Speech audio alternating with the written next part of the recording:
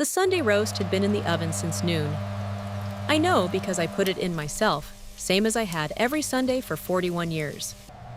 First for Harold, then for our daughter Claire, when she was small enough to stand on a step stool and peer through the oven glass, like This the looks roasting wonderful, pan Elle. contained something miraculous. Then I for the used your grandchildren, mother's who arrived recipe in for the this world glaze. and filled my house with finger paintings and dropped juice boxes, and the particular chaos that only children can generate without apology or awareness. I know because I counted the hours. When you live alone, you count things. You count the steps from the bedroom to the kitchen because the house is Grandma, old I and the used floorboards all have the their opinions. colors. And you My learn which ones goodness, you creak are and quite which the ones keep your artist, aren't secrets. you? You count the rings before someone answers the phone, calculating from the number whether they are busy or simply deciding. You count the number of times your name is said at the dinner table versus the number of times someone reaches for their phone. That Sunday, the count was not in my favor. My name is Margaret Louise Caldwell. Most people call me Maggie. I am 73 years old, 5'2" on a good day, and for the past 18 months, I had been learning, one Sunday at a time, what it felt like to become a background detail in your own life. Not the kind of invisible that comes from grief, though I know that darkness well enough. My husband Harold passed 4 years ago. Quietly, the way he did most things, in his favorite wingback chair with the television on and his evening tea gone cold on the side table beside him. No, this was a different kind of invisible. The kind that arrives when other people decide, without ceremony and without your consent, that your relevance has an expiration date and they have read it correctly. It started small, it always does. If this story is already finding its way under your skin, hit that like button and subscribe to Sarah Mitchell. And drop a comment telling me where in the world you're watching from. She always said the ones who stay quiet longest know the most. Let's see if that's true. The first Sunday after Derek and Claire moved in, Derek rearranged the living room without asking. I came downstairs to find Harold's wingback chair pushed into the corner by the window, angled toward the wall in a way that made absolutely clear it was no longer meant to be used. In its place, lying positioned toward the new flat-screen television Derek had mounted to my wall over the weekend, sat a long modern sectional in a shade of gray I would describe as the color of a particular kind of headache. "Gave the room some breathing room," he said, when I stood in the doorway.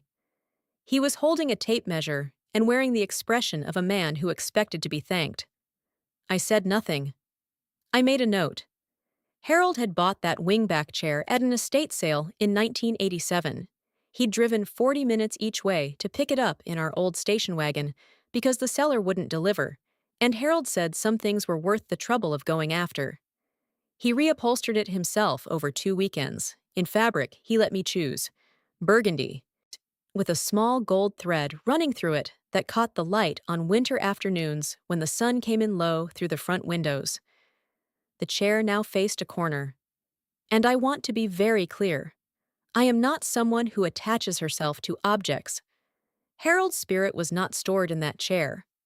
What bothered me was not the furniture. What bothered me was the unspoken claim the moving of it made about whose home this actually was. What bothered me was the ease of it, the complete, unconflicted ease with which a man rearranges what belongs to someone else when he believes that someone else no longer has the standing to object. My name is Margaret Louise Caldwell. And before I tell you what my son-in-law slid across my dining room table on a Sunday in November, I need to tell you who I am. Not who they had decided I was. Who I actually am. I was born in 1951 in Portland, Oregon, the second daughter of a school librarian and a man who ran a small hardware store until his knees gave out, and then ran it sitting down, from a stool behind the counter, with the same cheerful stubbornness he applied to everything. Neither of them had money in any meaningful sense, but both of them had something more durable. The understanding that your name and your word were the same thing, and that once you gave either carelessly, you didn't easily get them back. I went to college on a partial scholarship and a substantial amount of determination. Got a degree in business administration in 1973, which in those days was still considered mildly optimistic for a woman. went to work for a commercial real estate firm as their office manager, which in those days was another way of saying that I did everything except sit in the important rooms and carry the title for it. I managed the properties, processed the leases, did the due diligence, tracked the maintenance contracts, and kept the books so clean that the senior partners used to brag about our paperwork to people from other firms. I let them brag. I understood, even then, the uses of letting people think they are more central than they are. Harold Caldwell walked into that office in 1976 to sign a lease on a small commercial unit he was converting into his first print shop. He was 28 years old.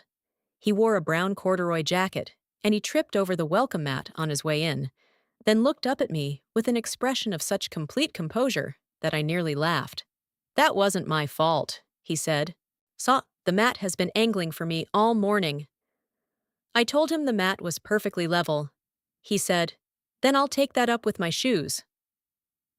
We were married 14 months later in a small ceremony at the Botanical Garden with 32 people and a cake that had lemon in it, which Harold had requested specifically. What I need you to understand about Harold Caldwell is that he was not a complicated man. He was a fair one, which is considerably rarer and worth more. He worked hard, spent carefully, listened when he should have, and spoke when he had something to say. He did not perform generosity. He simply was generous, the way some people simply are, without requiring an audience for it. He built things that lasted because he cared about what lasted, not what looked impressive, what held. The print shop became 3 print shops. The 3 print shops became a small commercial printing company. And then, in 1988, when he was looking for a better location for his main operation and couldn't find one at a price that made any sense, he sat across from me at this very kitchen table with the financials spread between us and said, "Maggie, I think we should buy the building." I had been managing the books for Caldwell Printing for 4 years by then. I knew exactly what we had and what we could borrow.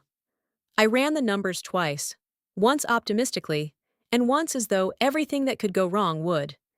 Then I told him it was possible if we were patient and careful, and if neither of us bought anything we didn't genuinely need for the next 3 years. He reached across the table and took my hand. "You're the smartest person I've ever met," he said. "Well, and I've been meeting people for 40 years. We bought 114 Meridian Street in downtown Portland in 1989. A 4-story commercial building, brick construction, built in 1924, with floors that sloped slightly in the southwest corner, and a boiler room in the basement that Harold spent the better part of 3 winters fighting into submission. Ground floor retail, 3 floors of office space. It needed work.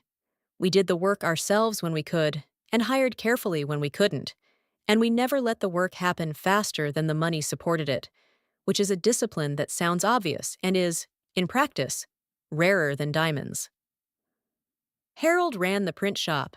I ran everything else. Caldwell Properties, the holding company we formed in 1989 to manage the acquisition. Ike was structured with my name as sole member because Harold said, and I remember his exact words clearly, "You're the one who actually understands all this, Maggie. It should be yours legally, the same as it's yours practically." And that was Harold. No ego about it, no performance. Just the plain recognition of what was true. By the time our daughter Claire was in high school, Caldwell Properties owned 114 Meridian outright and had acquired 2 smaller commercial properties nearby. Not a fortune in the way that word gets used carelessly, but solid.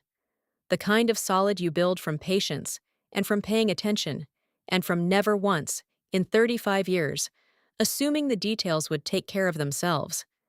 Harold never talked about it much. That was his way. He didn't wear his accomplishments like accessories. He wore them quietly, without performance, the way he wore everything that mattered. When he passed 4 years ago, I spent 3 months in a fog that I am not ashamed of. 41 years is a long time to share a life with someone. When it ends, you don't only grieve the person, you grieve the version of yourself that only existed in relationship to them. that particular shape your life had taken around another person's presence. But fogs lift. They always do. And what I found on the other side of this one was everything Harold and I had built. Still there, still mine. Caldwell Properties, LLC. Registered in Oregon under my name alone, as it had been from the beginning. The building at 114 Meridian Street, assessed at just over $4 million as of last year's appraisal. Two smaller properties, both generating steady rental income. A portfolio of investments Harold had built over 3 decades, managed by a firm whose senior partner had known us since we were young, and occasionally a little formidable in negotiations. My name was on all of it. It had always been on all of it. That is the part Derek Harmon did not know. That is the part no one at that dining room table knew. On the Sunday, he slid a contract across my good tablecloth and told me where to sign. Derek Harmon came into our lives 6 years ago through the front door of a company holiday party, carrying an expensive bottle of wine and a smile he had spent considerable effort constructing. Claire called me the next morning, which was notable in itself. Claire didn't often call unprompted, and I had accepted that as a feature of her independence, rather than a comment on our relationship. "Mom," she said, "I met someone. His name was Derek. He was 38 years old, worked in commercial real estate development, and had, according to Claire, a very good laugh." I asked the questions a mother asks: background, specifics, family, work, where he came from. Claire answered what she knew, which turned out to be somewhat limited. He developed commercial properties. He'd grown up in Arizona. He'd gone to Arizona State. He had a good laugh. I said I was glad she was happy. I meant it. Whatever comes next, I went into my relationship with Derek Harmon in good faith. I wanted my daughter to be loved by someone who deserved her. I watched him for signs of that. 6 months later, I met him at dinner at their apartment in the Pearl District. Top floor. A view that Derek mentioned twice. He was standing near the kitchen counter when we arrived, dish towel over his shoulder, which created the impression of a man who had cooked. A catering company had delivered 45 minutes earlier. I knew this because I had passed their van on the way up in the elevator. I said nothing about it. People perform domesticity when they want to be liked. It is not a character flaw, necessarily. It is only a data point. He was charming. I want to be fair about that because the story deserves fairness. Derek Harmon was the kind of charming that takes a sustained effort to resist at first. He made good eye contact. He asked questions that sounded like genuine curiosity. He had read enough of the financial news to hold a real conversation, and he laughed at my jokes with something that looked like actual delight. He called me Margaret. Said not Maggie, not Mom. Margaret.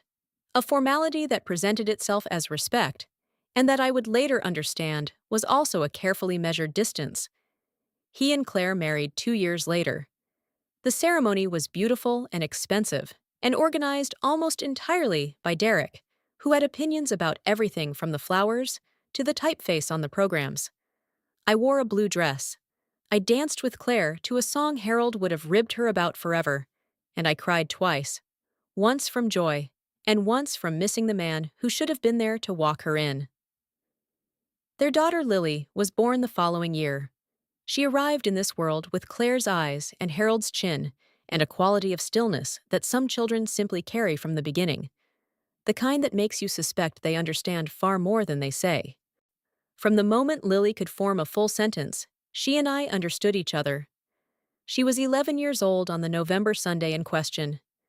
She sat at the far end of my dining room table and ate her roast beef with careful attention, and watched the adults the way you watch a nature documentary, with quiet, unsentimental interest, cataloging everything without commenting on it.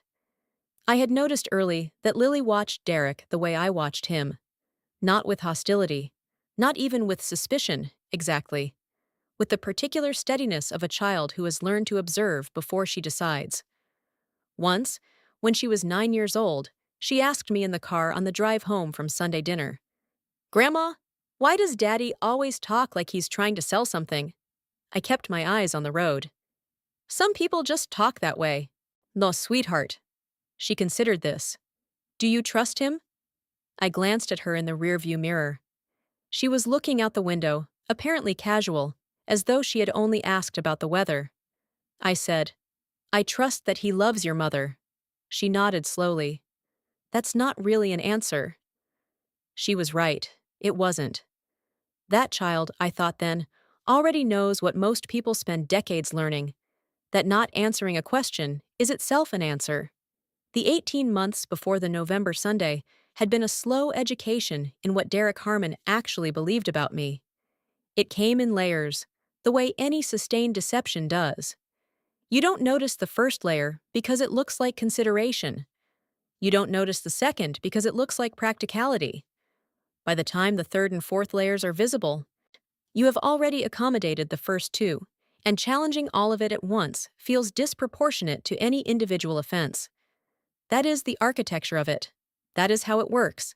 The first layer was the redecorating. Harold's chair in the corner. The new kitchen table that seated 8 when we'd always had 6, because Derek liked the scale of a larger table.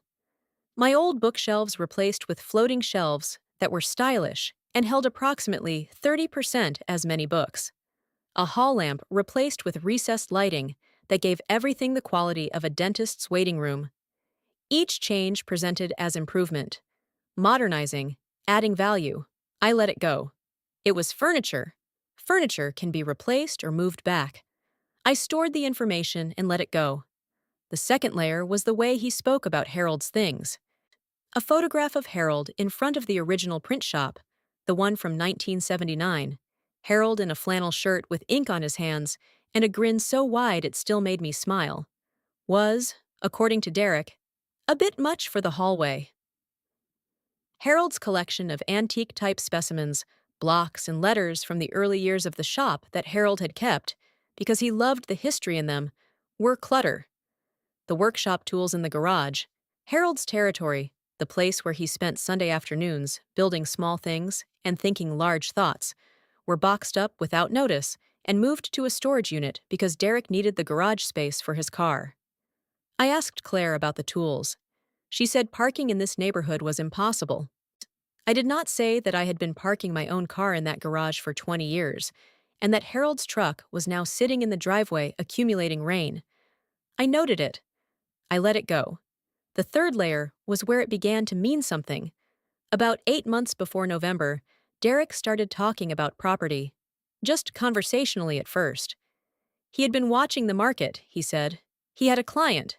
He always had a client who was very interested in certain downtown Portland commercial properties.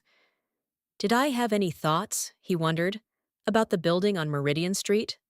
The one Harold and I had purchased back in '89? I said I had no plans to sell. He smiled and said there was absolutely no rush. He was only flagging it as something to keep in mind. Markets were unpredictable. Property taxes kept climbing. Maintenance costs on older buildings could really sneak up on you. At my age, he wouldn't want me to be caught off guard by something that could have been planned for carefully. At my age, he said it with such care, such warmth, such genuine-sounding concern for a woman whose age was, apparently, the central fact about her. I was 72 years old when he first said this to me.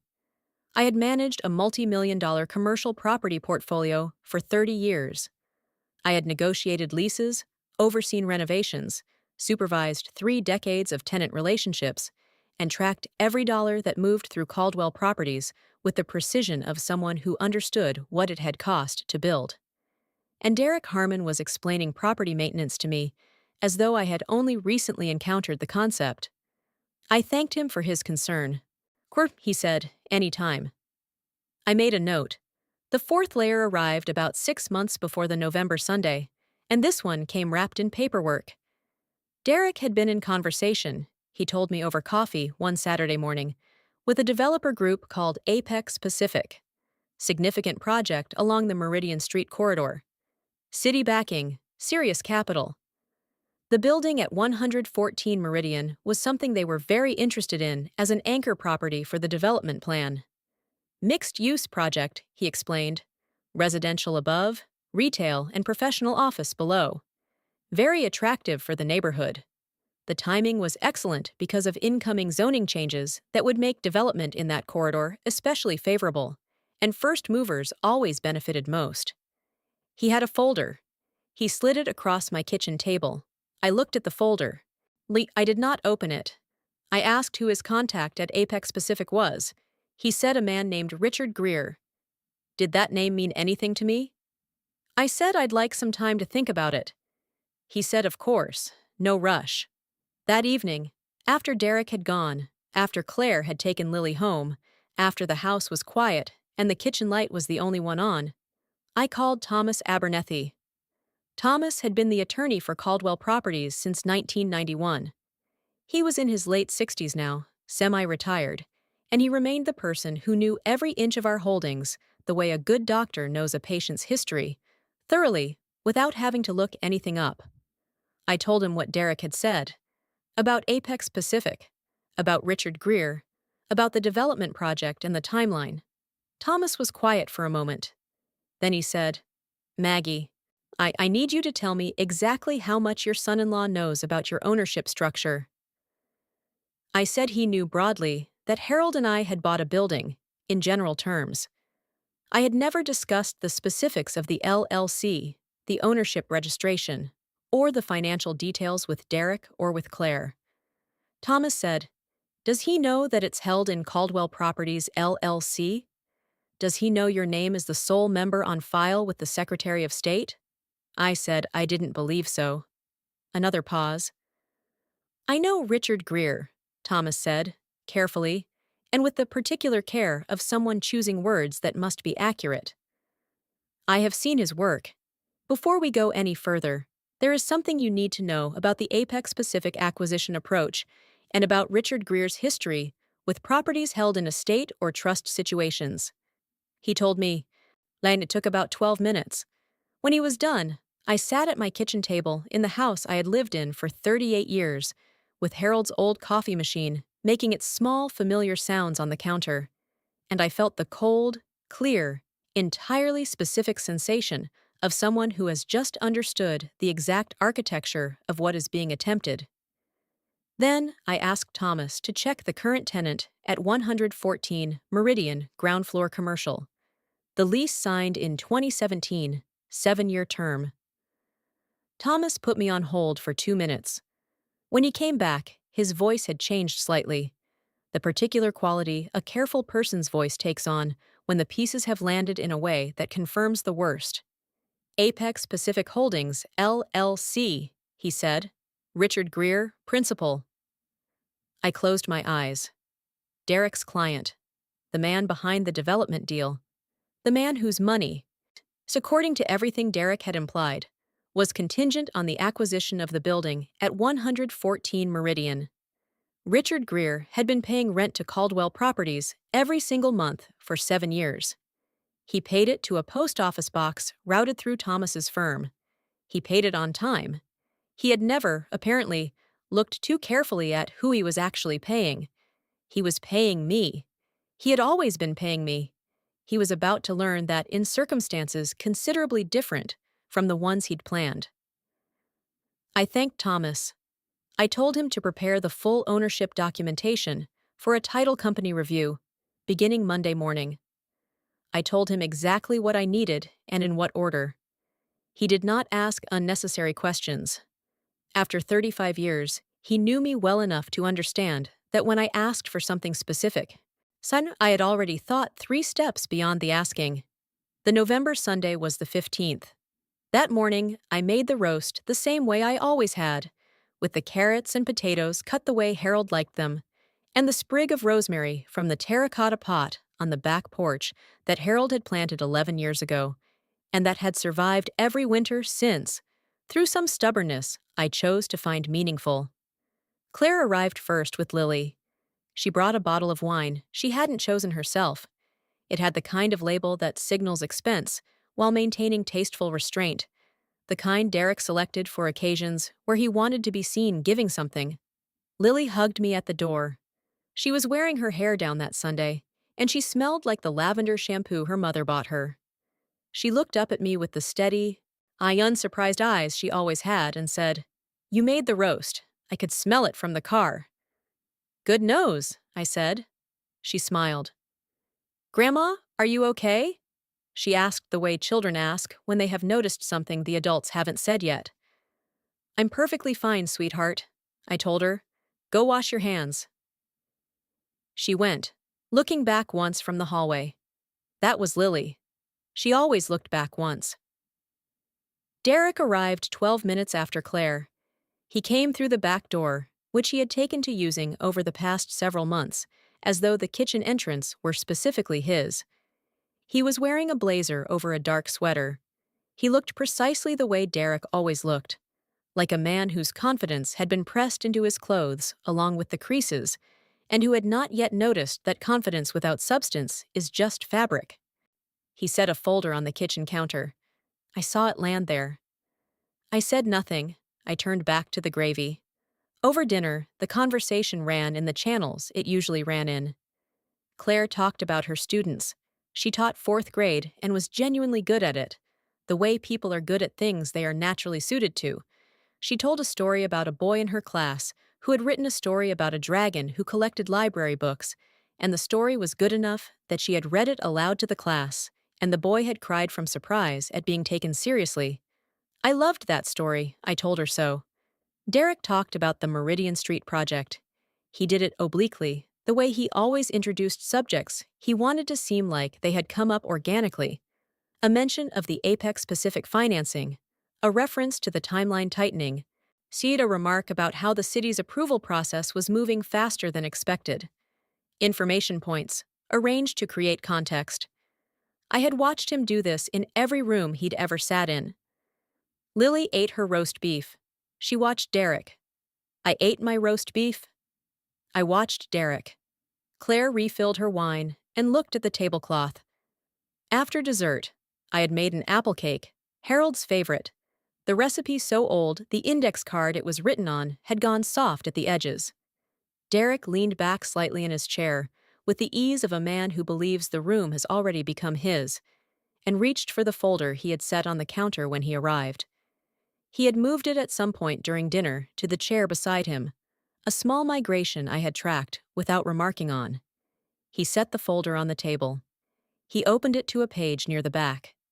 He turned it to face me. And then he slid it across my tablecloth with one finger, a gesture so smooth that I could tell it had been rehearsed, that he had sat somewhere and practiced the angle and the pressure of it, the way men practice gestures they want to appear spontaneous. Margaret, he said. He smiled. The smile of a man who has calculated this moment carefully and is satisfied with the calculation. This is the transfer of interest agreement. Just needs your signature here. A tap of his fingernail on the line. And here. He offered me the pen. I looked at the document. I looked at the pen. I looked at my son-in-law across my own dining room table, in the house I had paid off myself, in the chair where Harold used to sit, at the table I had set every Sunday for 41 years. And then Derek Harmon said the last 4 words he would ever say to me, with that particular ease, that specific, unquestioned ownership of the moment. Sign here, old lady. He said it lightly, almost warmly, the way you say something to someone you have already categorized, a shorthand between people who have arrived at the same understanding. The understanding being that I was manageable, that I was grateful for the guidance, that at 73, I had reached the point where a confident younger man with a folder could sit at my table and tell me where to write my name. Old lady. Across the table, Lily went perfectly still. Claire looked up from her plate. And I looked at Derek. Really looked at him, the way you look at something you are finally seeing clearly. And I said, with complete composure, "Let me get my glasses." I went to the kitchen. I took my reading glasses from the counter. I put them on. And then I came back to the table, sat down in my chair, and read every single word of that document as though I had all the time in the world. Because I did. The document described the property at 114 Meridian Street as currently held in estate. That phrase was the entire foundation of what Derek had built. Everything, the deal, the client, the development plan, the confident tap of his finger on the signature line, rested on the assumption that the building sat in Harold's unresolved estate, that I was, at best, a confused inheritor who didn't entirely understand what she had, that the right conversation and the right paperwork, guided by the right son-in-law, would move it cleanly into other hands. The building had not been in any estate for 35 years. It was mine, in my name, managed by my company, and the client on the other side of this agreement, the one whose name appeared nowhere in the document itself, but whose money Derek had been alluding to for months, paid his lease to Caldwell Properties, LLC, every single month, like clockwork. He paid it to me. I read to the last page. I set the document down. I placed the pen on the table without picking it up. "I'll need to have Thomas look at this," I said. Derek's smile stayed, but something behind it recalculated. "Of course," he said. "Absolutely. No rush." "Good," I said. "He'll be in touch." I folded my hands on the table. Lily looked at me, just for a moment. Those quiet, counting eyes. I gave her the smallest nod. She looked back at her plate and said very softly, "The cake was really good, Grandma." It was. Harold's recipe. It always was. After they left that evening, after the plates were cleared and the good cloth was folded and the kitchen was back to being only mine, I sat down at the table with a cup of Harold's decaf and my yellow notepad, and I wrote the date at the top of a fresh page, November 15th. Then I wrote what had happened, what Derek had said, what the document claimed, what I knew it got wrong. And at the bottom of the page, after the facts, I wrote 3 lines in the careful hand of someone who has made decisions before and knows what it costs to make them wrong. Thomas files the ownership clarification Monday. The title company receives the Caldwell Properties documentation by end of week. Richard Greer will understand who he has been paying by Friday at the latest.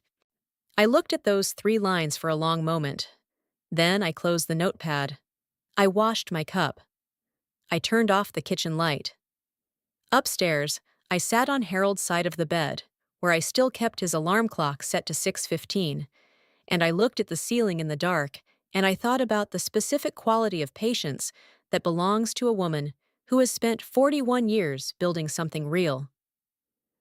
Derek Harmon was 38 years old. He had been playing this game for 18 months, moving furniture, framing conversations, arranging paperwork, constructing a version of me that would sign what he put in front of her and be grateful for the help. I was 73 years old. I had been building what he was trying to take for 35 years before he ever walked through my back door. He had called me old lady and slid a pen across my tablecloth. Let him think that was enough. Let him sleep easy tonight. The trap doesn't need to look like a trap to work. It only needs the right person to stop pretending they don't see it. Monday morning, I called Thomas at 8 o'clock. He answered on the second ring, which told me he had been expecting the call. I told him to file everything. He said he already had his paralegal pulling the documents. That is one of the things about a relationship built over 35 years. You stop needing to explain the whole sentence. Thomas Abernethy had watched Harold and me build Caldwell Properties from a single acquisition on a street nobody was paying attention to. He had watched me manage it alone after Harold passed. He had watched me say very little in public and pay very close attention in private for 4 decades. And he understood that when I said file everything, I meant everything. The LLC registration, the ownership history, the chain of title, the current lease agreement with Apex Pacific Holdings, and a formal letter on Caldwell Properties letterhead to the title company Derek's deal would have to run through, establishing clearly and on the record who the actual owner of 114 Meridian Street was and had been for 35 years. "The title company will contact Apex Pacific," Thomas said. "Yes," I said. "And Apex Pacific will contact Greer." "Yes." "And Greer will contact Derek." "That's the general direction," I said. Thomas made a sound that, in 35 years, I had come to understand was his version of a laugh. "How long do you want to give it before you hear from your son-in-law?" I thought about it. Derek was not a man who sat with uncertainty. It made him uncomfortable in the way that stillness makes restless people uncomfortable. Not painful exactly, but wrong in the body, something to be resolved as quickly as possible. 3 days, I said. Maybe 4. It was 2. In the meantime, I went to see the building. I did this every few months regardless. Not because the building required my presence. Thomas managed the lease relationships, and I had a property management firm for the physical upkeep, but because Harold had believed, and I had come to agree, that you should look at what you own with your own eyes on a regular basis. Not to inspect it, not to perform ownership, just to remember what it actually is, see what it looks and smells and feels like, separate from the paperwork and the numbers. I drove downtown on the Tuesday morning after the Sunday dinner and parked in the garage 2 blocks over, the one I had been using for 15 years. And I walked to 114 Meridian the way I always walked it, slowly from the south end of the block, so I could see the full face of the building before I reached the door. It was a good building. It had always been a good building. 4 stories of Portland brick, the deep red-brown that the old buildings in this part of the city had, the kind of color that gets richer with time rather than fading from it. The cornices Harold had restored in 2003. The new windows we'd put in on the upper floors in 2011. The ground floor retail space that had held, over the years, a bookshop, a tailor, now a small architecture firm, and now, for 7 years, the Portland offices of Apex Pacific Holdings, LLC. I stood on the sidewalk for a moment and looked at the building the way you look at something you love without performance. Then I walked inside. The lobby was marble and brass, original to the building, maintained carefully because Harold had always said that the things people touched every day, door handles, floors, light switches, should be worth touching. The elevator was slow and the mechanism was old, but it worked, and it smelled the way old elevators in good buildings smell, like machine oil and history. I took the stairs. On the second floor, an accounting firm had their offices. On the third, a small law practice that had been with us for 12 years.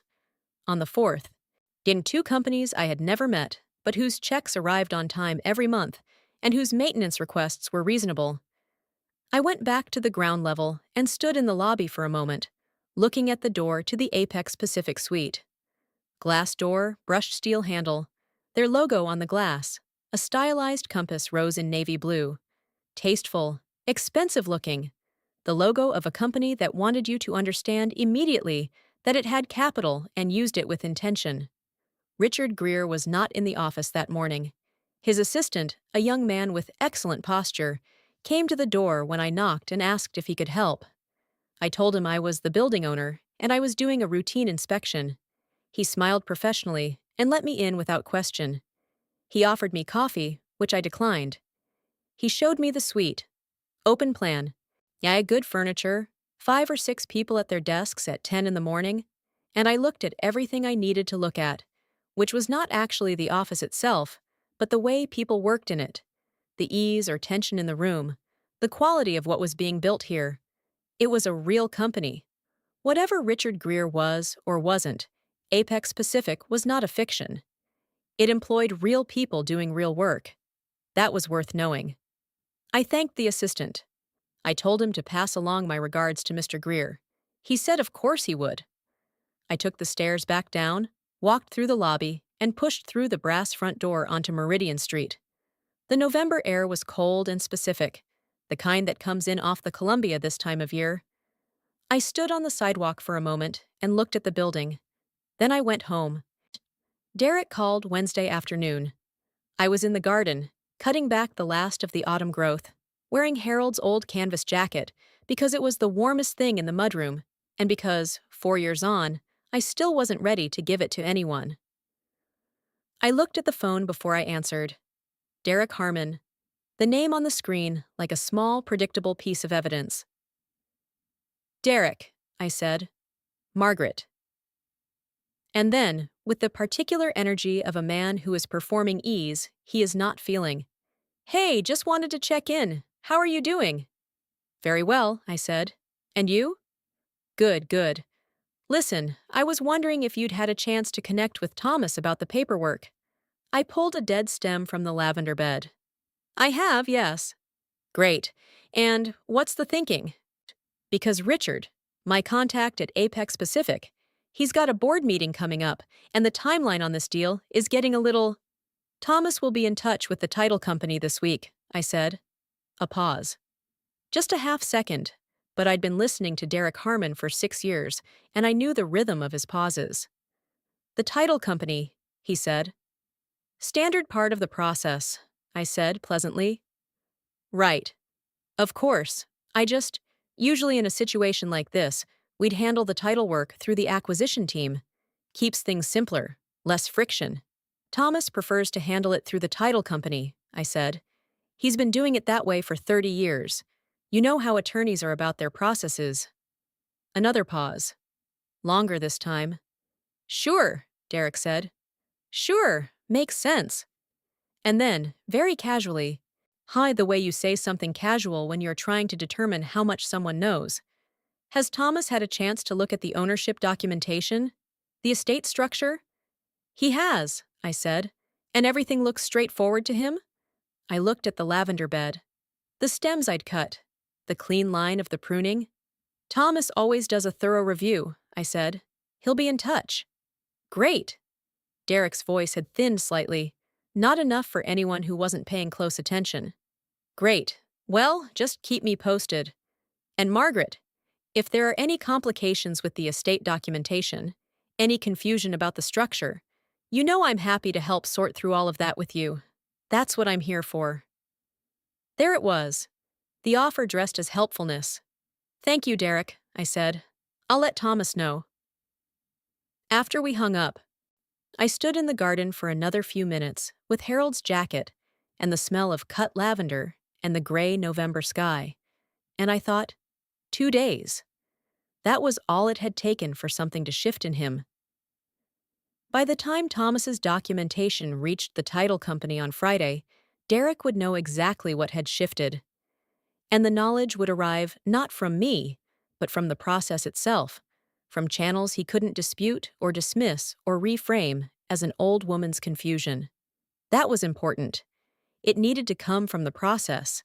It needed to come from Richard Greer. Thomas called Thursday morning. The title company received the ownership documentation, he said. They've sent their standard notification to all parties of interest in the transaction, including Apex Pacific. When would Greer have received it? They send electronically. He'd have had it by close of business yesterday. I made a note. Wednesday evening, then. Derek's call had come Wednesday afternoon, before Greer received the notification, which meant Derek had called not because he knew, but because he sensed, because something in the conversation at Sunday dinner, my calm, my lack of urgency, my suggestion of Thomas reviewing the documents, had registered as not quite right. He had called to take the temperature. Now the temperature had changed. What happens next? I asked Thomas. Greer's attorneys will review. They'll confirm the ownership structure. Realize the building has not been in Harold's estate since 1989, and understand that the person they needed to negotiate with was never the estate. It was always you, directly. How long? A day, maybe 2. This is not complicated information. It simply changes everything about the deal they thought they were making. And Derek? Thomas paused. Greer will contact Derek. Derek will have questions. I imagine he will. Maggie. Thomas used my name the way he used it when he had something to say that required my full attention. When Derek comes to you with those questions, and he will come to you, not call, he'll come, I need you to let me be in the room. I thought about that. Not yet, I said. Maggie. Not yet, Thomas. There's something I need to see first. A long pause. What are you waiting to see? Who he becomes, I said, when he realizes the plan isn't working. If this story has found you, Make sure to subscribe and turn on notifications so you never miss a new story from Sarah Mitchell. The best ones are still coming. And the people who watch to the end are exactly the ones who need to hear them. It was Lily who came to me first. She appeared at my back door on Friday afternoon, still in her school uniform, her backpack over one shoulder, and her hair coming loose from its braid the way it always did by the end of the day. She rang the bell and then immediately tried the handle, because she knew I usually left it unlocked when I was home.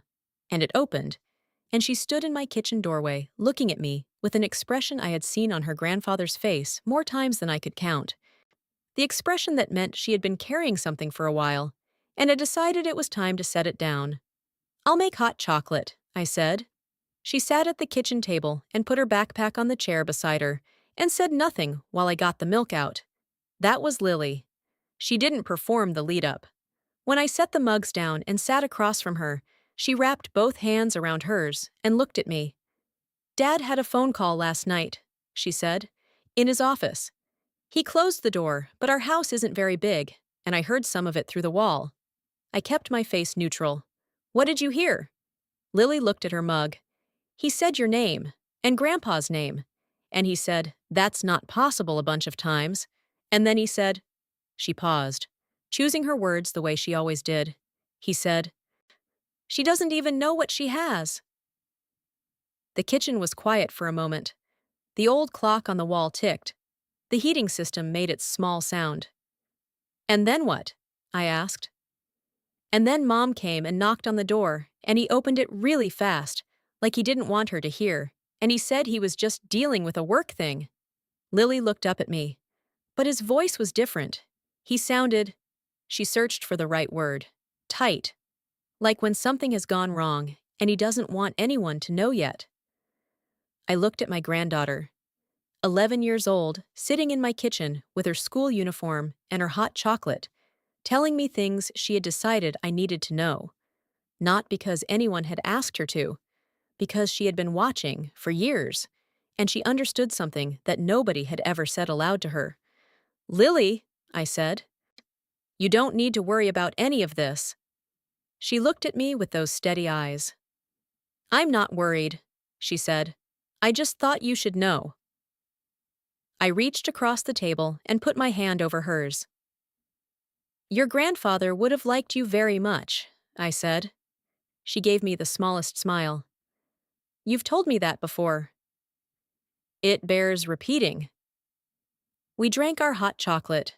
She told me about a history project she was working on, the Lewis and Clark expedition, which she found interesting because she said the most important person on the whole journey was probably Sacagawea, and she barely got any credit in the original accounts. I told her that was a pattern she would encounter more than once in her life. She said she was already aware of that. When she left, she hugged me at the door, held on for a moment, longer than usual, and then walked down the path to the street with her backpack bouncing and her braid coming fully undone. I watched her go. Then I went inside and added to my notes. Friday. Derek received Greer's call Thursday evening or Friday morning. He said, "She doesn't even know what she has." I underlined the last sentence. He was wrong, of course. I knew exactly what I had. That was rather the whole point. Derek arrived on Saturday morning at 9:15 without calling first. This was new. Derek always called. Derek was meticulous about the appearance of courtesy, even when the substance of what he was doing was anything but courteous. The fact that he arrived unannounced, on a Saturday before 10 in the morning, told me everything I needed to know about the state he was in. I heard his car in the driveway. I was at the kitchen table with my coffee and my notepad, same as most mornings, and I heard the car door close and I sat for a moment, and then I folded my hands on the table and I waited. He knocked on the back door this time, rather than walking in. That was also new. I went to the door and opened it. He was dressed well, the way Derek always dressed well, but something was off in the alignment of it. The jacket was right, the shirt was right, the shoes were right, but the face above all of it was the face of a man who had not slept enough and was trying very hard not to show it. "Margaret," he said. Sorry to stop by without calling. Do you have a few minutes? Of course, I said. Come in. I poured him coffee without asking, because the offer of coffee in a difficult moment is one of the small mercies that cost nothing and signal a great deal, and I wanted Derek comfortable.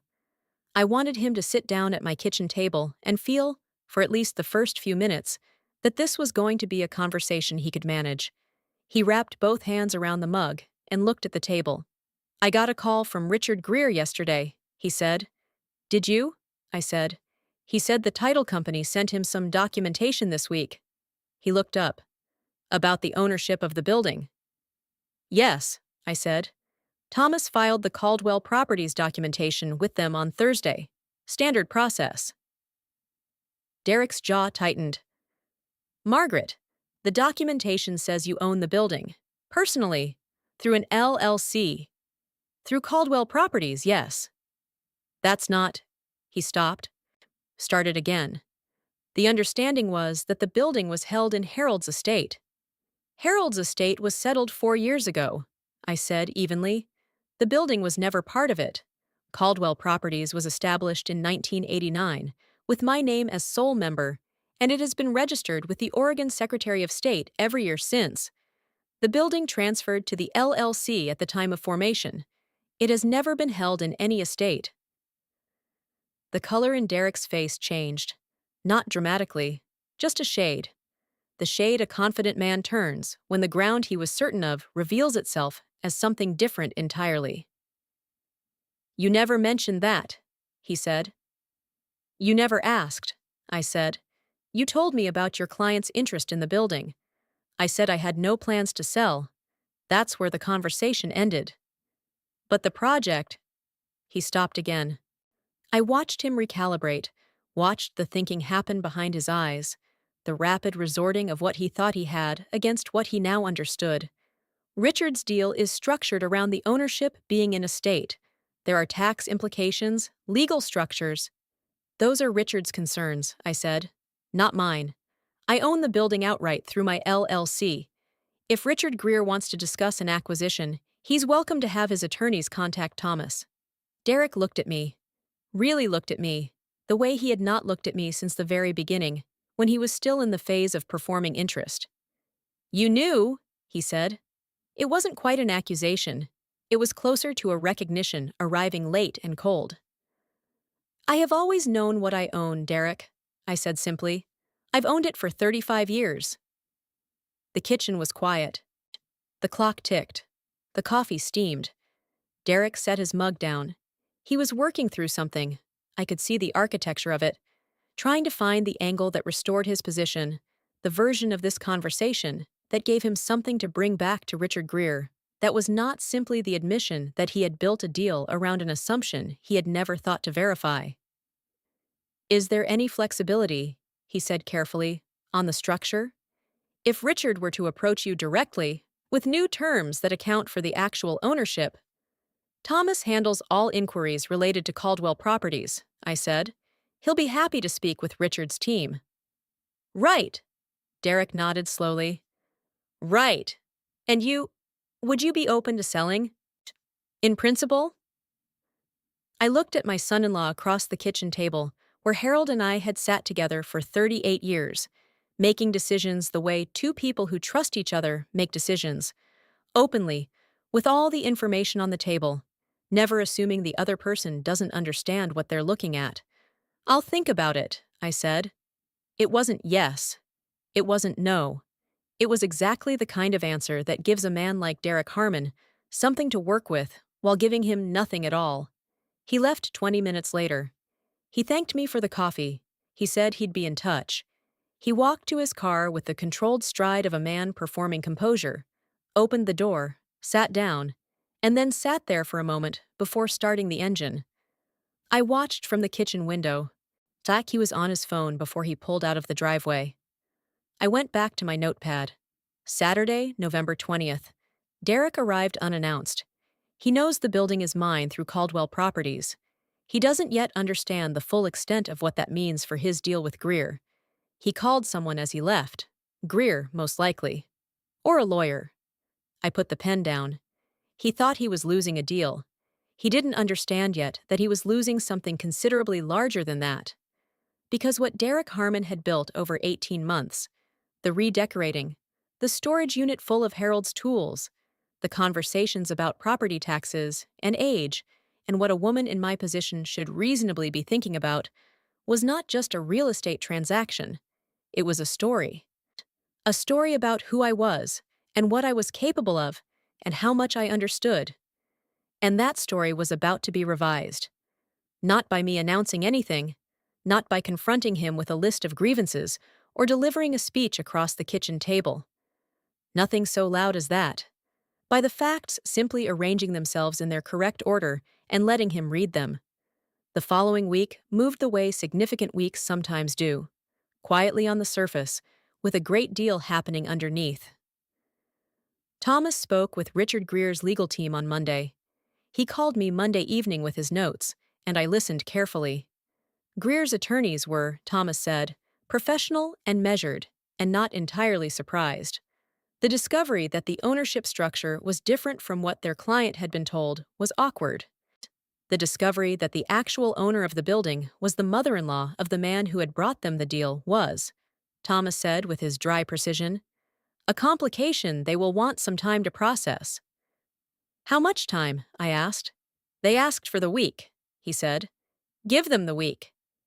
And if Greer wants to meet with you directly? I thought about this, about the meeting that would happen, about the room it would happen in, about what Richard Greer's face would look like when he understood, fully and completely, not just that the ownership was different from what he'd been told, but who he had been paying rent to for 7 years, every month, without knowing. Set it up, I said. Here, not his office, not a conference room somewhere, here. Thomas paused. At your home. At my home, I said. At my dining room table. The same table where Derek told me to sign the contract. Another pause. Maggie. Yes. You are, on occasion, a little terrifying. I know, I said. Set up the meeting. The meeting was set for Thursday morning, 10 o'clock. Richard Greer and one of his attorneys. Thomas representing me. I spent Wednesday doing what I always did when something important was coming. I cooked. I cleaned the house in the particular way that is not about cleanliness, but about order, putting everything in its rightful place, returning the rooms to themselves. I took Harold's wingback chair out of the corner, where Derek had put it 18 months ago, and moved it back to its proper position in the living room. I put the photograph of Harold in front of the print shop back in the hallway. Small things. Correct things. Wednesday evening. Claire called. She sounded careful. The tone she used when she was navigating between what she knew and what she had been told not to know.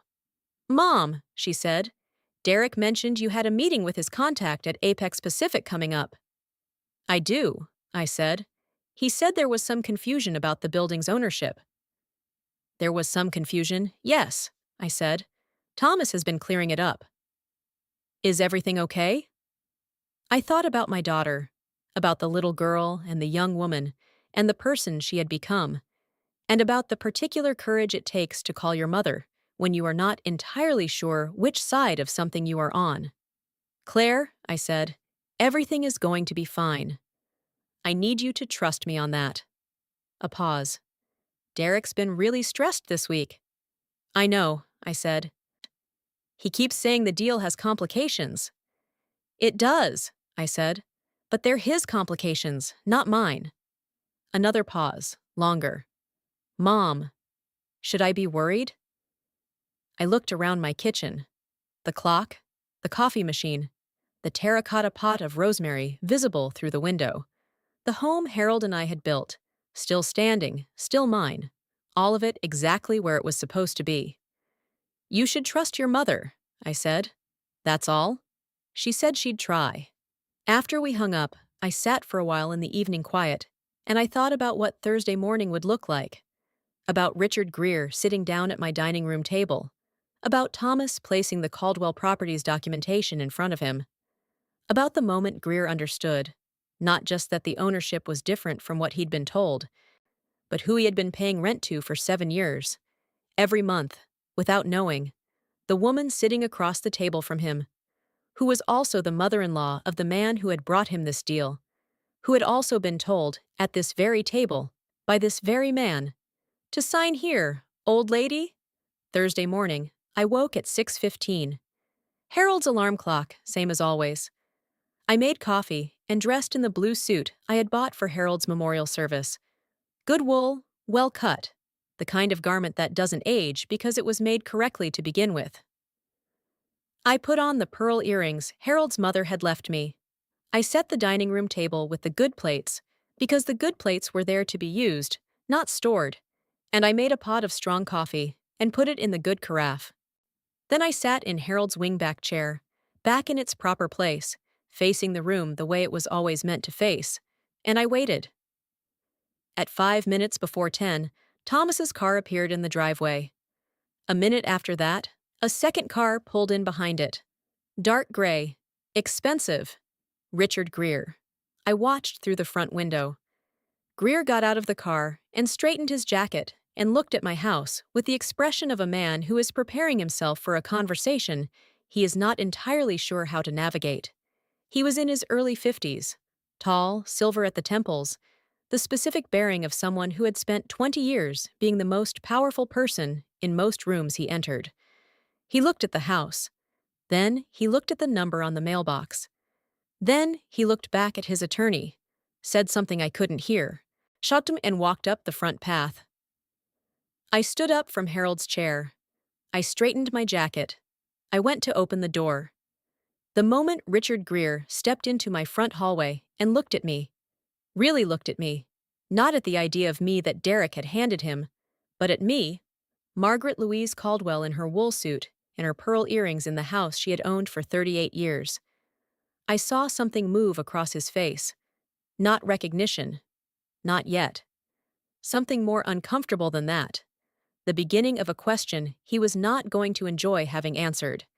"Mr. Greer," I said, "please come in." I led him to the dining room. To the table. I sat down. And I waited for the facts to do what facts, eventually, always do. Richard Greer sat at my dining room table the way powerful men sit in rooms they have not yet determined they control. Upright, contained, hands folded in front of him, eyes moving carefully around the space before settling on the person across from him.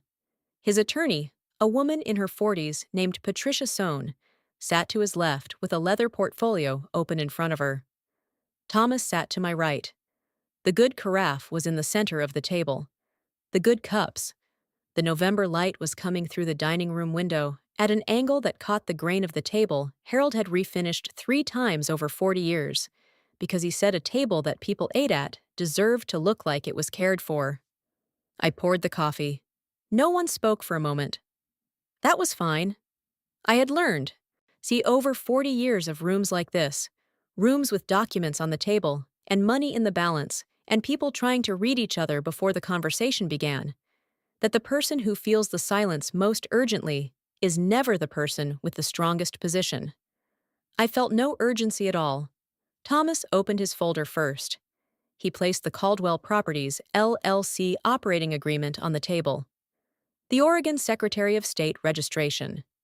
The chain of title for 114 Meridian Street, running from the original 1989 acquisition to the current registered owner. Caldwell Properties, LLC. Sole member Margaret Louise Caldwell. The lease agreement for the ground floor commercial space, signed in 2017, tenant. Apex Pacific Holdings, LLC. Principal, Richard Greer. He placed each document with the particular quietness of a man who has been doing this for a long time and understands that the documents speak for themselves. Richard Greer looked at the stack. He looked at it the way you look at something you need to understand before you can decide how you feel about it. His attorney leaned forward slightly and turned the lease agreement to face her, reading the tenant line, then the landlord line.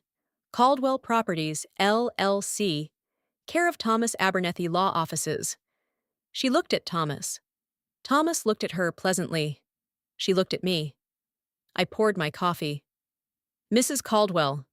Richard Greer said, and his voice was measured and professional, and underneath both of those things, it had the very slight quality of a man who is keeping his composure through some effort. I want to make sure I understand what I'm looking at. Of course, I said. This document, he indicated the chain of title, establishes that you are the sole member of Caldwell Properties, LLC, which has owned the building at 114 Meridian Street since 1989. That's correct. And this, the lease, establishes that Apex Pacific Holdings has been a tenant of Caldwell Properties since 2017. Also correct. He was quiet for a moment. So, for the past 7 years, my company has been paying rent to your company. Every month, I said. On time. I want you to know I've always appreciated that. Patricia Sohn made a sound that was not quite a laugh. She covered it quickly. Richard Greer looked at the documents again. Then he looked at me again. And something happened in his expression that I had not entirely expected. Something that was not anger, not embarrassment, not the defensive calculation I'd anticipated.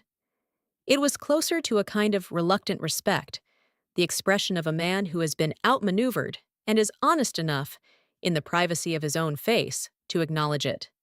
The deal Derek brought me, he said carefully, was structured around the building being in Harold Caldwell's estate. I know, I said. He represented it as an estate sale, an asset that needed to be moved. I know. And you? He paused. When did you know about the deal? When Derek first mentioned Apex Pacific's interest, I said. About 6 months ago.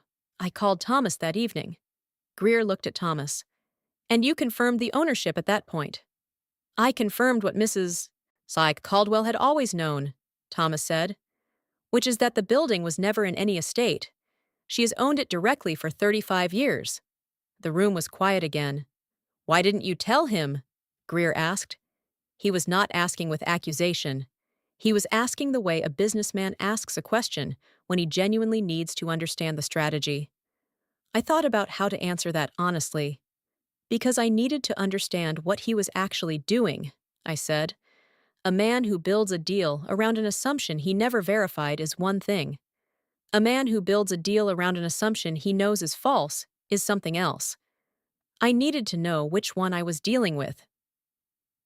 Greer was quiet for a long moment. And which one is he? He asked. I looked at the table. At the surface, Harold had refinished 3 times. At the grain of the wood. So I think you should ask him that yourself, I said. He'll be here in 20 minutes. I had asked Thomas to call Derek that morning. Not me, Thomas. Professional, neutral, legal. The call had gone. Mrs. Caldwell is meeting with Richard Greer and his counsel at her home this morning regarding the building at 114 Meridian. She would like you to be present. 10:30. Derek had said he'd be there. Of course he had.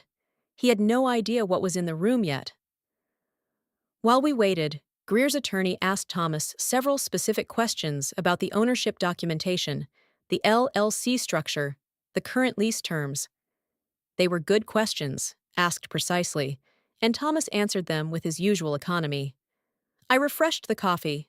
Outside the window, the November garden was bare and orderly.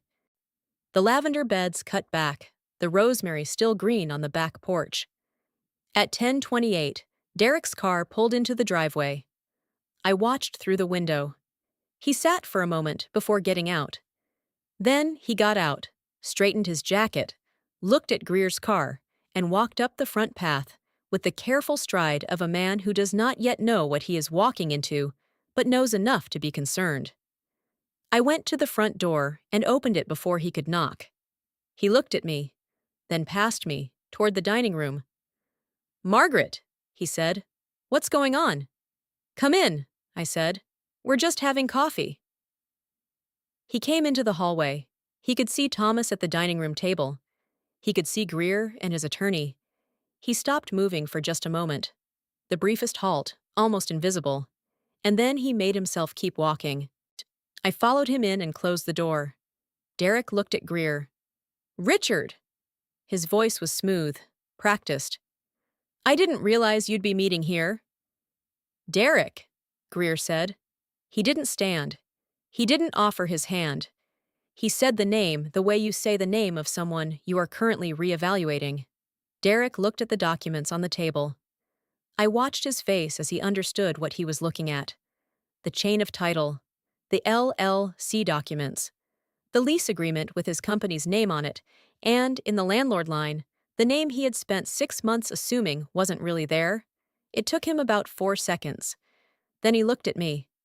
You've owned it this whole time, he said. I've owned it since 1989, I said. You knew when I brought the Apex Pacific deal to you. I did. You let me. He stopped, recalibrated, and I watched him do it. Watched him make the decision in real time to keep performing the version of himself that was reasonable, measured, the person in the room with the most perspective. There's clearly been a miscommunication, he said, addressing the table in general, his voice finding its professional register. The estate question was a misunderstanding on my part. I had understood from an earlier conversation that the building's ownership was… Derek. Greer's voice was quiet. It didn't need volume. Stop. Derek stopped. Greer looked at him steadily. I've been paying rent to this woman's company for 7 years. The deal you brought me was built on an ownership structure that doesn't exist. You represented this property as available for acquisition through an estate transaction when the owner was sitting across the table from you at Sunday dinner. He paused.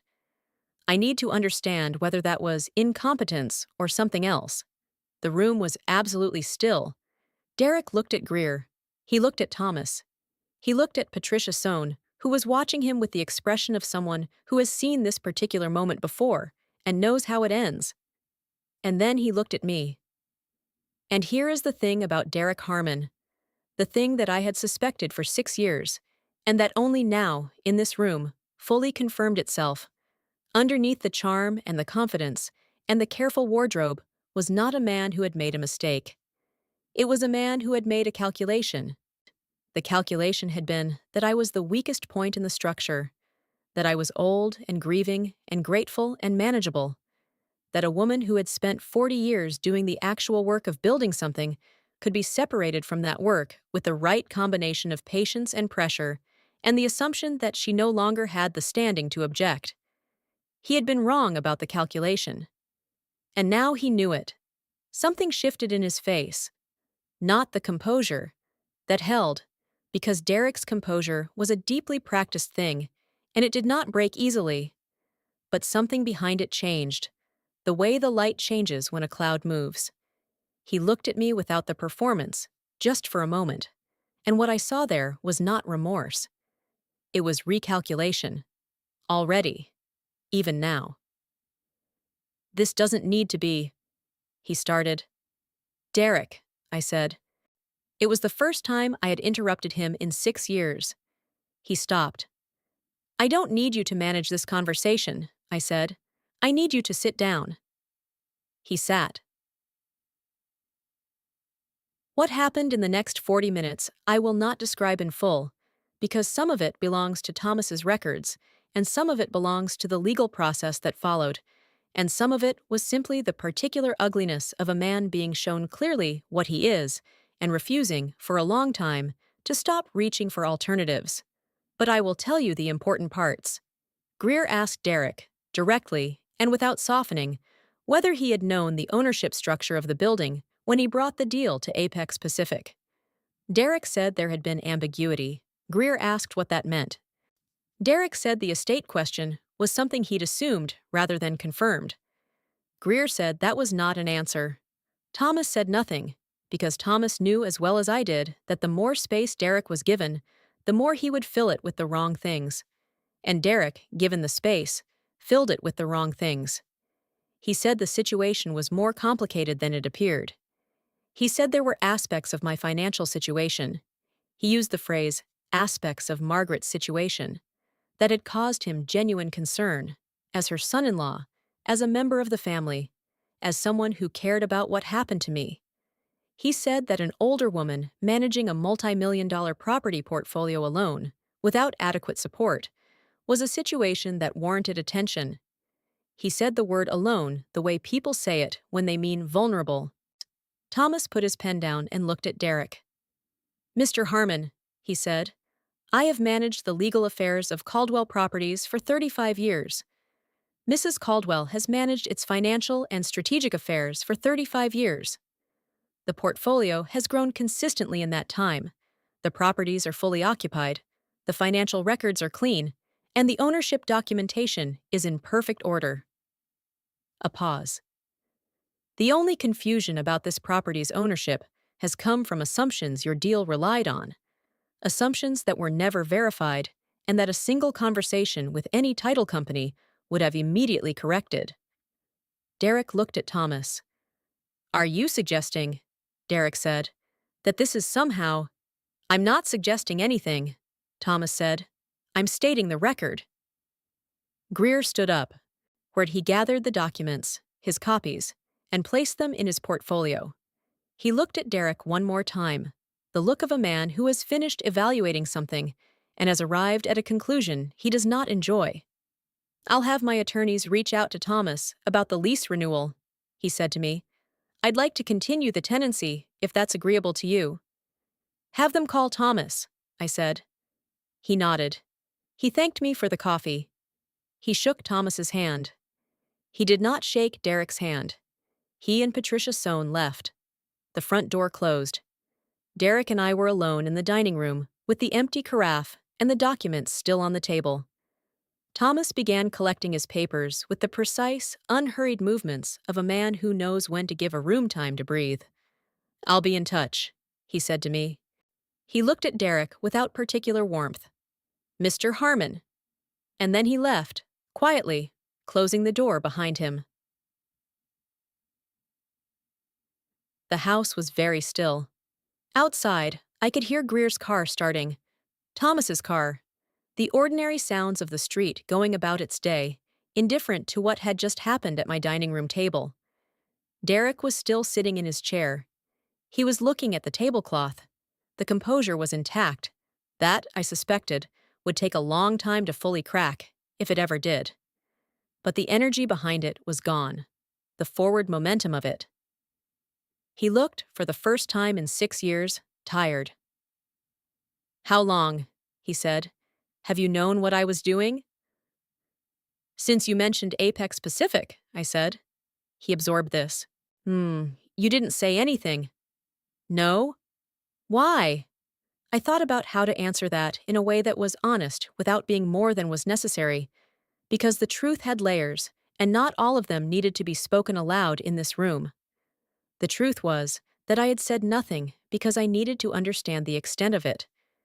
The truth was that I had said nothing because a man who believes he is winning gives you information a man on guard never would. The truth was that I had said nothing because Lily had looked at me across the dinner table with Harold's eyes, and I had decided that this child would not grow up watching the adults around her, mistake patience for weakness. "Because I wanted to know who you were," I said, "not who you performed, who you actually were." He looked up. "And now you know," he said. It wasn't a question. "Now I know," I said. A long silence. "What happens now?" he asked. "That depends," I said. "Mostly on you and Claire." He was quiet for a moment. "She doesn't know everything." "I know." "She knew about the property conversation. She didn't know—" He stopped. "The extent of it." "I know that too," I said. He looked at the table again. When he looked up, something had shifted in his face. Not remorse. Still not quite that, but something adjacent to it. The recognition of a man who has reached the end of the angle he was working and is standing somewhere he didn't entirely plan to be. "I'm going to lose this deal," he said. "Yes," I said. "And Greer is going to tell people." "Probably." He nodded slowly, the nod of someone absorbing what things cost. "What do you want?" he asked. I had been waiting for that question for 6 months. Not eagerly, not with pleasure. Just with the patient certainty that it would come. that every conversation like this one eventually arrived at that question, because it is the question a person asks when they understand that the person across from them has the power and is choosing how to use it. I want Harold's tools back from the storage unit, I said. I want the photograph back in the hallway. I want his chair where it belongs. I looked at him. And I want you to understand, clearly and permanently, what you were doing when you came into this house and decided that age made me manageable. He didn't look away. That was the one thing I could say for Derek Harmon. He didn't look away. I understand, he said. Good, I said. I stood up. I gathered the cups. The coffee's gone cold, I said. You can see yourself out. Or he did.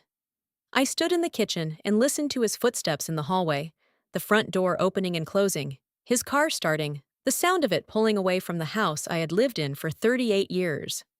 Then I stood at the kitchen counter for a moment, just standing in the quiet. I thought about Harold, about the particular way he used to stand in this kitchen on Sunday mornings, making his terrible coffee.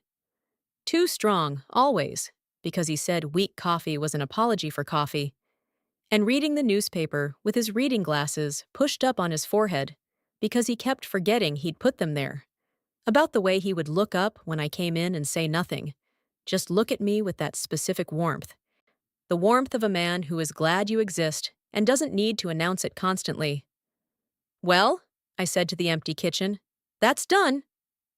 The kitchen didn't answer. I put the kettle on. Claire came that evening. She didn't call first. She simply appeared at the front door at 6 o'clock, and when I opened it, she looked at me for a moment, and then her face did something complicated. Relief and grief, and something that had not quite resolved itself into an expression yet. And she said, "Mom, can I come in?" "Of course," I said. We sat at the kitchen table, the same table where everything in this story had happened, and I made tea and I let her talk. She told me that Derek had come home after the meeting and told her what had happened. He had told her the deal was gone. He had told her, she said, well, more than she had known before. The extent of it, the structure of what he had been planning, the assumption he had built it on. She said she had sat in their kitchen for 2 hours after he finished. She said she hadn't known all of it. Some of it, the property conversation, the deal, she had known was happening, but the shape of it, the deliberateness, the specific calculation about me that it rested on, she hadn't let herself see that clearly. She said, quietly, that she thought she hadn't wanted to see it. I listened. I did not make it easier or harder than it was. When she was done, she looked at me with the eyes of the little girl who used to run to me over scraped knees, and with the eyes of the grown woman who had not, for a period of time, I was still absorbing, run to me when she should have. "Mom," she said. "I'm sorry." I looked at my daughter. "I know," I said. "Are you—" She stopped. "What are we going to do?" I thought about that question, about what we were going to do, about the marriage she was in and the children she was raising, and the choices she had made, and the ones still in front of her, and the fact that none of those things were mine to decide, only to witness. "That's for you and Derek to work out," I said. "What I need from you is simpler than that." She waited. "I need you to know who I am," I said. "Not the version Derek gave you. The woman who needed managing, who couldn't handle the complicated parts, who would be better off somewhere simpler. I need you to know who I actually am. The same person who has always been here. The same person who built what Derek was trying to take." I held her gaze. "Your mother, who has been paying attention for 73 years and has not lost a step." Claire looked at me for a long moment. Then she reached across the table and took my hand. "I know," she said. "I've always known. I just—" Her voice broke slightly. "I got confused about which direction to face." "You found your way back," I said. She nodded. "Don't get lost again," I said. And then, because she needed it and because I meant it, "I love you," That doesn't change. She cried then, properly, the way adults cry when they have been holding something for too long. I sat with her and let her cry, and I did not try to make it end faster than it needed to. That was 4 months ago. I want to tell you where things stand now, because the ending of a story like this is not a single moment, when it's a series of small corrections. The furniture moved back, the photographs returned to their places, the rooms resuming their proper shape. Harold's tools came back from the storage unit 3 days after the meeting. Derek brought them himself in 2 trips, carrying the boxes through to the garage without being asked. He did not make conversation while he did it. He was not asked to. The photograph of Harold went back in the hallway, where it belonged, where it has always belonged. That image of a man in a flannel shirt, with ink on his hands, and 30 years of work ahead of him, and everything he was going to build still waiting. The wingback chair is back in its place in the living room, the burgundy fabric catching the afternoon light the way it always did. I sit in it on Tuesday evenings, and I watch my documentary programs, the same ones Harold and I used to watch together, and I feel him beside me, the way you feel someone you have loved for 41 years. Not as absence exactly, but as a presence that has changed shape. Greer's attorneys called Thomas about the lease renewal 2 weeks after the meeting. Apex Pacific resigned for another 5 years, with a modest adjustment to the rate that reflected the current market and that Thomas negotiated with his usual efficiency. The building is occupied, maintained, performing. I have not sold it. I do not plan to. Derek and Claire are still married.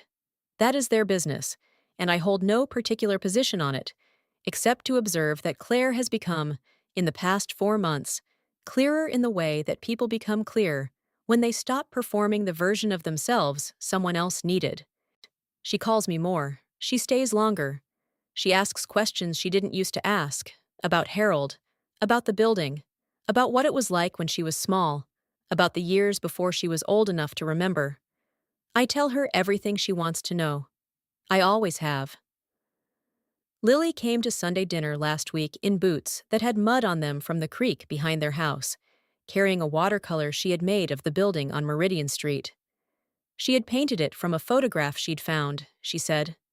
The brick, the cornices, the lobby window, the whole face of it in the autumn light. She set it on the table while I was finishing the roast. I thought you should have it, she said. I looked at the painting. At the building Harold and I had found on a street nobody was paying attention to, that we had worked on and maintained and filled with good tenants, and watched grow more valuable than anything we had spent on it. Not because we had been clever, but because we had been patient and present, and because we had understood that a thing worth building is a thing worth keeping. Your grandfather would have loved this, I said. I know, Lily said. That's why I made it. I put it on the wall of my office, not the hallway, not the living room. My office, where I keep Harold's old papers, and the yellowed legal pads, and the records of 35 years of work that nobody in my family, until recently, had thought to ask about. It hangs between the window and the bookshelf. It looks, in the afternoon light, like exactly what it is. Something built to last. People ask me sometimes what I would say to a woman in my position. A woman of a certain age, living alone, with people around her, who have decided that her age is the most important thing about her. A woman who has built something real, and is watching someone try to tell her it no longer quite belongs to her. I never know how to answer that in a single sentence, because the answer is not a sentence. It is a practice. It is the yellow notepad in the kitchen drawer. It is the Tuesday evening documentaries, and the rosemary on the back porch, and Harold's alarm clock still set to 6:15. It is the specific daily act of knowing what you have, not performing the knowing, not announcing it, just carrying it clearly, the way you carry anything that belongs to you. But if I had to say one thing, Sias, it would be this. The woman they underestimate is always the one who has been paying attention longest. And the longer you've been paying attention, the better you understand that you don't need to announce what you know. You only need to wait for the right moment to let it be visible. That moment will come. Mine came on a Sunday afternoon in November, at my own dining room table, when a man who had called me old lady heard from someone else's attorney exactly who he had been dealing with all along. I was wearing the wool suit, the pearl earrings, the reading glasses I went to fetch without hurry when the pen was offered to me. I was 73 years old. I'd owned the building for 35 years, and I had all the time in the world. Thank you for staying all the way to the end. The people who finish the whole story are the ones who understand it, and the ones who share it. If this one moved you, the next video on your screen is waiting to do the same. And if you haven't subscribed yet, come back. There's always another woman the world underestimated, and we tell those stories here